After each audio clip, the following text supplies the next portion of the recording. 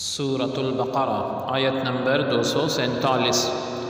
اعوذ باللہ من الشیطان الرجیم، بسم اللہ الرحمن الرحیم۔ وقال لهم نبيهم إن الله قد بعث لكم طالوت ملكا، قالوا أنى يكون له الملك علينا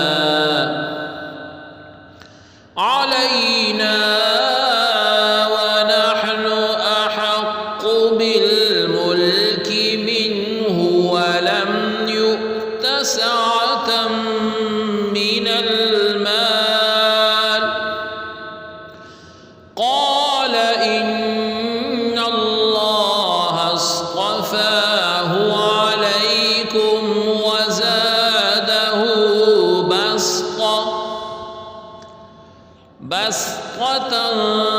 في العلم والجسم،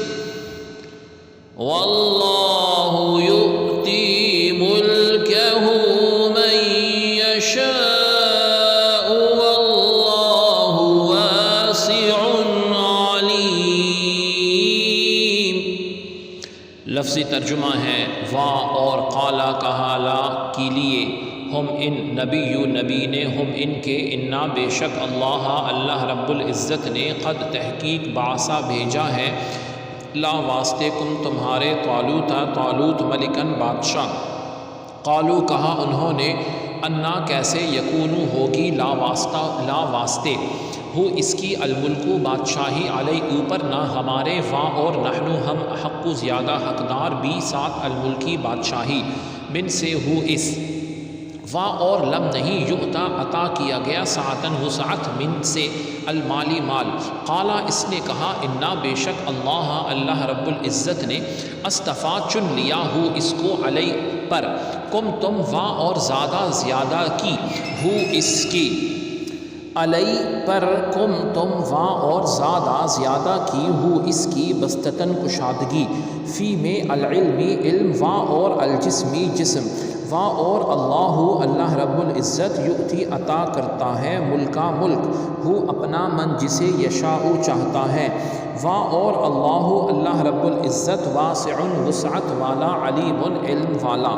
با محاورہ ترجمہ ہے اور ان سے ان کے نبی نے کہا بے شک اللہ رب العزت نے تمہارے لیے طالوت کو بادشاہ مقرر فرمایا ہے، تو کہنے لگے کہ اسے ہم پر حکمرانی کیسے مل گئی حالانکہ ہم اس سے حکمرانی کرنے کے زیادہ حقدار ہیں، اسے تو دولت کی فراوانی بھی نہیں دی گئی۔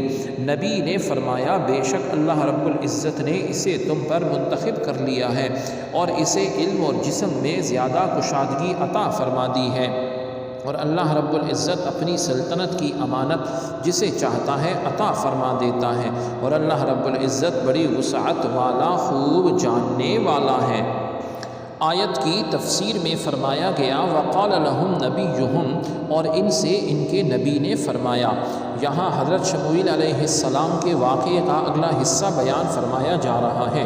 بنی اسرائیل نے چونکہ بادشاہ مقرر کرنے کی درخواست کی تھی، چنانچہ حضرت شموئیل علیہ السلام کو اللہ تعالی عز و جل کی طرف سے ایک عصا ملا اور بتایا گیا کہ جو شخص تمہاری قوم کا بادشاہ ہوگا اس کا قد اس عصا کے برابر ہوگا، چنانچہ لوگوں کی پیمائش کرنے پر طالوت کا قد اس عصا کے برابر نکلا، تو حضرت شموئیل علیہ السلام نے فرمایا میں تمہیں حکم الہی سے بنی اسرائیل کا بادشاہ مقرر کرتا ہوں، اور بنی اسرائیل سے فرمایا کہ اللہ رب العزت نے طالوت کو تمہارا بادشاہ بنا کر بھیجا ہے۔ بنی اسرائیل کے سرداروں نے اپنے نبی حضرت شموئیل علیہ السلام سے کہا کہ نبوت تو لاوی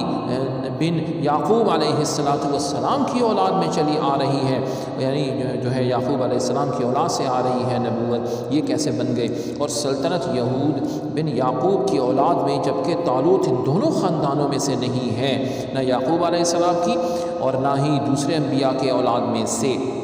نیز یہ غریب آدمی ہے، کوئی مال و دولت اس کے پاس نہیں ہے، تو یہ بادشاہ کیسے ہو سکتا ہے؟ اس سے زیادہ تو بادشاہت کے حقدار ہم ہیں۔ اس معاملے میں یہ بنی اسرائیل کی پہلی نافرمانی تھی کہ اللہ رب العزت کے حکم کے مقابلے میں اپنا جو ہے انہوں نے جو ہے اپنی رائے کا اظہار کیا اور بلا وجہ جو ہے اس سے بحث کی۔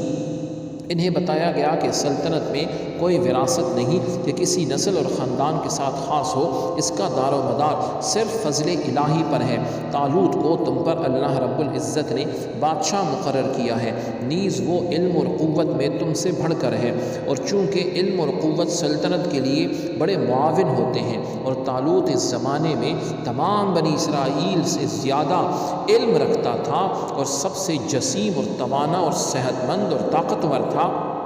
اس لیے وہی بادشاہت کا مستحق ہے، اور اللہ تعالیٰ جسے چاہے اپنا ملک دے۔ اب اس آیت سے علماء نے کئی مسائل بیان فرمائے ہیں۔ نمبر 1، حکم الہی کے مقابلے میں اپنے اندازے اور تخمینے قائم کرنا ناجائز ہے۔ نمبر 2، علم جو ہے وہ مال سے افضل ہے۔ نمبر 3، حکمران ہونے کا معیار مال و دولت نہیں بلکہ علم و قوت اور قابلیت و صلاحیت ہے۔ نمبر 4، بغیر استحقاق کے نسل در نسل بادشاہت غلط ہے، ہر آدمی کو اس کی صلاحیت پر قائم رکھا جائے، پرکھا جائے، اور پھر جو ہے یہاں جسے بادشاہ مقرر کیا گیا اسے قد کے طول یعنی لمبائی کی وجہ سے طالوت کا نام دیا گیا۔ یہ بنیامین بن حضرت یعقوب علیہ السلام کی اولاد میں سے تھے۔ سبحانک اللہم و بحمدک، اشہد ان لا الہ الا انت، استغفرک و اتوب الیک، وصلی اللہ تعالی علی خیر خلقہ محمد وعلی آلہ واصحابہ اجمعین برحمتک یا ارحم الراحمین۔